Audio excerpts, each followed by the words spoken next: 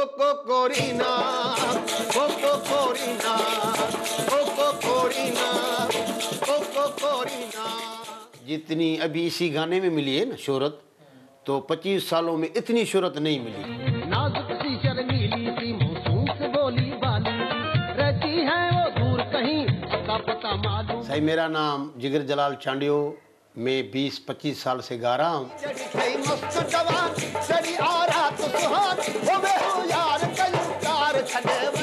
मेलों में जाते थे हम, छोटा था, बाबे के साथ और भाई साथ मेरे चलते थे। उस्ताद जलाल का जो गाना सुना था, मुझको भी ख्वाहिश हुई कि मैं भी गाना शुरू करूं, मुझको भी ऐसे पब्लिक देखे। ये तान है।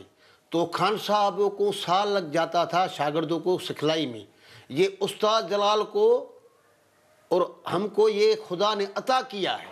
बेदर्द कैसी सजा दे गया वो। इंडिया की तर्ज भी गाते हैं, या पाकिस्तानी मैडम नूरजान के गाने होते हैं, मेहदी हसन के होते हैं, गुलाम अली के होते हैं। इस गाने के तर्ज पे हम सिंधी बना लेते हैं। ओ दिल की तन्हाई को आवाज बना लेते हैं। हाँ, सिंधी में मैं तुमको सुनाता हूँ। ओ तू जो तस्वीरूं ॾिसी मिठड़ा रोज़ी ॾींदो हाँ, पंहिंज सीने ते हणी हथड़ा रोई ॾींदो। बाजी वाला फिर आशिक क्या करे तोबा।